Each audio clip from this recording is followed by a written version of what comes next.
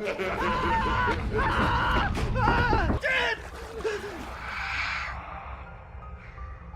Chris Cat 94. तो internet पर अपनी पॉपुलैरिटी को वापस पाने के लिए कोई किस हद तक जा सकता है? सिर्फ पॉपुलैरिटी के लिए क्या कोई अपनी लाइफ को भी खत्म डाल सकता है? पता चलेगा। इस मूवी की कहानी शुरू होती है बेडी से। और बेडी एक यूट्यूबर था जो कि फैंस की डिमांड पर चैलेंजेस पूरा करता था। बेडी था तो बहुत ही पॉपुलर है, लेकिन उसकी एक गलत वीडियो की वजह से फैंस उससे नाराज हो जाते हैं और बेडी की पॉपुलैरिटी कम होने लगती है। अपनी पॉपुलैरिटी को वापस पाने के लिए बेडी फैंस से माफ़ी मांगता है और बहुत कुछ करता है, लेकिन फैंस उससे खुश नहीं होते हैं और उसका यूट्यूब चैनल बंद होने के खतरे में आ जाता है।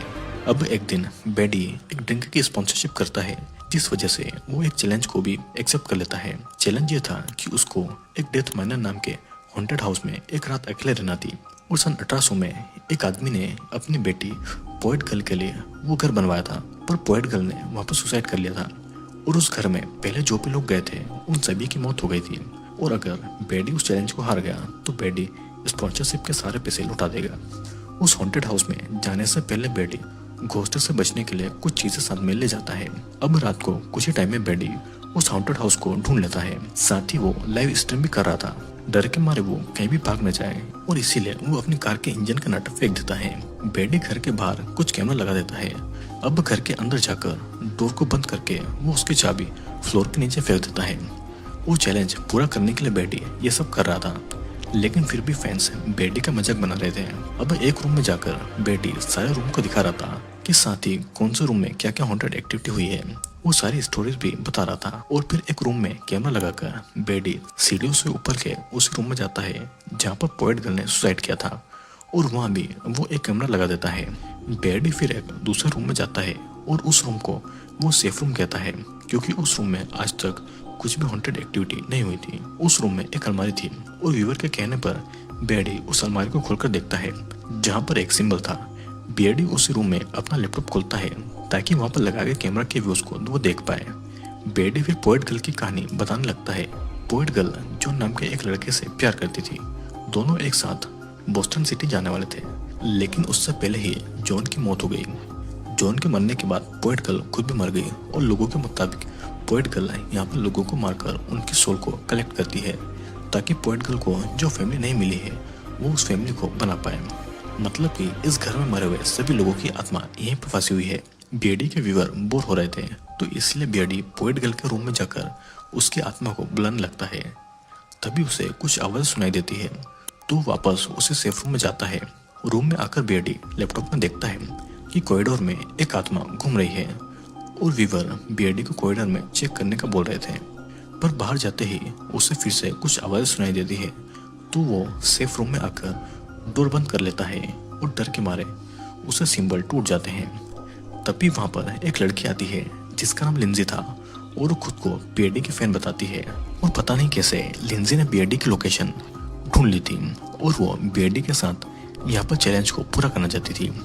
बेडी लिंजी को अपने साथ में नहीं रखना चाहता था, लेकिन ऑडियंस के कहने पर लिंजी को वो अपने साथ में रख लेता है। बेडी लिंजी की बॉडी पर कैमरा फिट कर देता है ताकि लिंजी की तरफ से भी सब कुछ रिकॉर्ड हो पाए। फिर दोनों कॉरिडोर की तरफ एक मास्टर बेडरूम में जाते हैं। वहाँ की अलमारी में लिंजी और बेडी को छिपी हुई चिड़िया मिलती है। वो चिड़िया बेसमेंट की तरफ जा रही थी और उसी रूम में बेडी को पोएट गर्ल की लिखी हुई डायरी मिलती है। अब व्यूअर्स के कहने पर बेडी और लिंजी ओइजा बोर्ड खेलकर पोएट गर्ल को बुलाने लगते हैं और अचानक उन दोनों को कुछ अजीब आवाजें सुनाई देने लगती है। बेडी डर रहा था, तो इसीलिए लिंजी बहुत टाइम तक आ नहीं रही थी और उसके कैमरा व्यू में भी बेडी को कुछ भी नजर नहीं आ रहा था। तब लिंजी को ढूंढने के लिए बेडी को सेफ रूम से बाहर आना पड़ता है। फिर अचानक लिंजी बेडी के सामने आकर उसको डरा देती है। लिंजी के ऐसे मजाक की वजह से बेडी लिंजी को बहुत ही बुरा भला कहता है। तभी लिंजी बेडी के गले पर बाइट करती है और अपनी जान बचाने के लिए लिंजी के गले पर बेडी एक लकड़ी के टुकड़े से हमला कर देता है, जिससे कि लिंजी वहीं पर गिर जाती है। अब सेफ रूम में वापस आने के बाद बेडी वीवर से पुलिस को कॉल करने के लिए कह रहा था और उसे लग रहा था कि उसने लिंजी को मार दिया है। फिर कुछ टाइम के बाद में कॉरिडोर में बेडी जाकर ये देखता है कि लिंजी वहाँ पर नहीं है और वहाँ पर बस खून पड़ा हुआ है और पास ही के रूम में उसे किसी के होने का एहसास हो रहा था, तो इसीलिए बेडी सेफ रूम वापस आ जाता है। रूम में आने के बाद में बीआरडी लैपटॉप में देखता है कि कॉरिडोर के पास ही पॉइंट गर्ल की डेड बॉडी लटकी हुई थी और अभी के लिए बीआरडी वहां से बाहर भी नहीं जा सकता था क्योंकि पॉइंट गर्ल की डेड बॉडी रास्ते में ही लटकी हुई थी। बीआरडी को लग रहा था कि वो इसी हॉन्टेड हाउस में मर जाएगा। तभी बीआरडी को एक ऑडियंस से पता चलता है कि वो सिंबल घोस्ट से ह्यूमन को प्रोटेक्ट करता है, तो इसीलिए उस रूम को सेफ कहा जाता है और उस सिंबल को बीआरडी ने खुद ही तोड़ दिया था। जिसे जानकर बीआरडी को बहुत ही गुस्सा आता है और मजबूरी में बीआरडी बाहर निकलने के लिए कॉरिडोर की तरफ जाने लगता है। तभी पॉइंट गर्ल उसे पकड़ लेती है और डर के मारे बीआरडी बेहोश हो जाता है। पॉइंट गर्ल बीआरडी के नाक में उंगली करके उसको जगा देती है और बीआरडी होश में आकर पॉइंट गर्ल को सीढ़ियों से नीचे धक्का दे रहा था। तो फिर बीआरडी अपनी नाक से पॉइंट गर्ल का नाखून निकाल देता है। फिर वो मेन डोर के पास में आता है, लेकिन उस डोर की चाबी उसी ने फ्लोर के नीचे फेंक दी थी। बीआरडी चाबी ढूंढता है, लेकिन डोर की चाबी की जगह पॉइंट गर्ल के एक बॉक्स की चाबी उसे मिल जाती है। बीआरडी बॉक्स को खोलकर देखता है तो उसमें पॉइंट गर्ल की फोटो थी और उस फोटो से हमें पता चलता है कि वो पॉइंट गर्ल और कोई नहीं बल्कि लिंजी थी। उसी बॉक्स में बीआरडी को पॉइंट गर्ल की एक कटी हुई उंगली भी मिलती है और बीआरडी को वहाँ पर एक रस्सी भी मिलती है। अब व्यूअर्स के कहने पर बीआरडी ऊपर के रूम की तरफ जाता है ताकि रस्सियों की मदद से वो विंडो से निकल पाए, लेकिन रास्ते में बीआरडी को बहुत सारे लोग डराने लगते हैं और तब बीआरडी डरकर उसे सेफ रूम के अलमारी में आ जाता है। अब बीआरडी को एक पैरानॉर्मल एक्सपर्ट से ये पता चलता है कि ओइजा बोर्ड गेम खेलकर उसने अपनी सोल पॉइंट गर्ल को देने का प्रॉमिस किया है और अब पॉइंट गर्ल उसको नहीं छोड़ने वाली थी और तभी वहाँ पर पॉइंट गर्ल आकर उसको डरा देती है। बीआरडी रूम से भागकर पास की विंडो से घर के बाहर जंप लगा देता है, लेकिन पैर पर चोट लगने के कारण वो ठीक से चल नहीं पाता है। बीआरडी कार का नट ढूंढने में लग जाता है और उसको कार के नट मिल जाते हैं, लेकिन वहाँ पर एक भूत को देखकर बीआरडी डर के मारे वहाँ से भाग जाता है और तभी बीआरडी को एक पुलिस दिखती है। बीआरडी पुलिस को देखकर खुश हो ही रहा था, तभी उसे पता चलता है कि वो पुलिस भी एक घोस्ट है जो कि बीआरडी पर हमला कर देता है। अब किसी तरह बीआरडी कार के अंदर बैठ जाता है और बीआरडी अपना टैबलेट खोलता है। वहाँ पर एक ऑडियंस उसको एडवाइस देती है कि उसे एक प्रोटेक्शन बनाना होगा ताकि वो जिंदा बच जाए, लेकिन उसके लिए बीआरडी को पॉइंट गर्ल की कोई भी बॉडी पार्ट चाहिए होगी। अब उसी टाइम उस पुलिस का घोस्ट बीआरडी पर हमला करता है और बीआरडी एक टॉय गन से पुलिस के घोस्ट को मारता है, लेकिन तब तक बीआरडी का टैबलेट टूट चुका था और अब वो अपनी ऑडियंस के साथ में बातें भी नहीं कर पा रहा था, जिससे कि अब अकेला पढ़ने की वजह से बीआरडी रोने लगता है। तभी बीआरडी को पॉइंट गर्ल की डायरी के बारे में याद आता है और उस डायरी में बहुत सी पोएम लिखी हुई थी जिसमें लिखा हुआ था कि एक परफेक्ट इंसान ही उन पोएम को पढ़कर उसकी आत्मा को मुक्ति दिला सकता है। बीआरडी फिर एक रिचुअल करके उस पोएट गर्ल को मुक्ति दिलाने के बारे में सोचता है, क्योंकि पोएट गर्ल को मुक्ति मिलने पर बीआरडी जिंदा बच पाएगा। बीआरडी फिर से घर के अंदर जाता है और सेफ रूम में जाकर वो अपने लैपटॉप में देखता है कि वो अभी भी लाइव स्ट्रीम कर रहा है।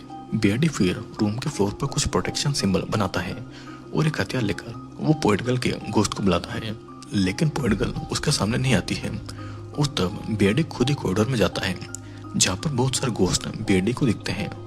तभी वो पोएट गर्ल को देख के डर जाता है और बीआरडी फिर से सेफ रूम में छुप जाता है, लेकिन वहाँ पर बीआरडी पजेस्ट हो जाता है और कुछ ही समय में जब बीआरडी को होश आता है तो वो एक खून से भरे हुए बाथटब में था।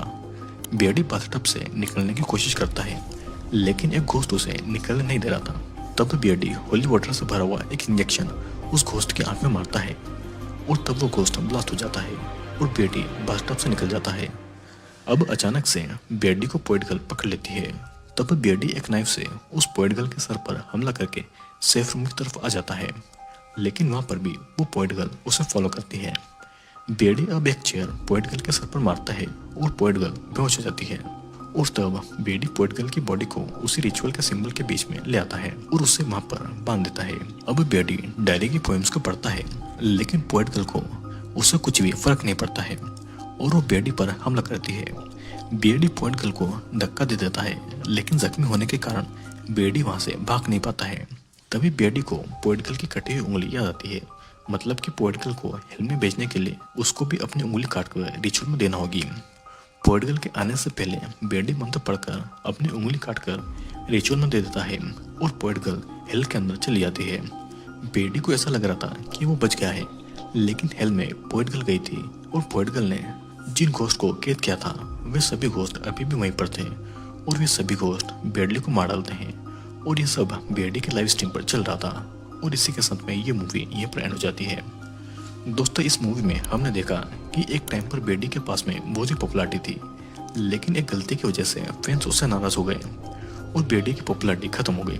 अपनी पॉपुलैरिटी के पीछे बेडी इतना ज़्यादा पागल हो गया था कि वो ऐसे हॉन्टेड हाउस में घुस गया जहाँ पर आज तक जो कोई भी गया वो कभी भी जिंदा वापस नहीं आया और इन द एंड बेडी भी मारा जाता है।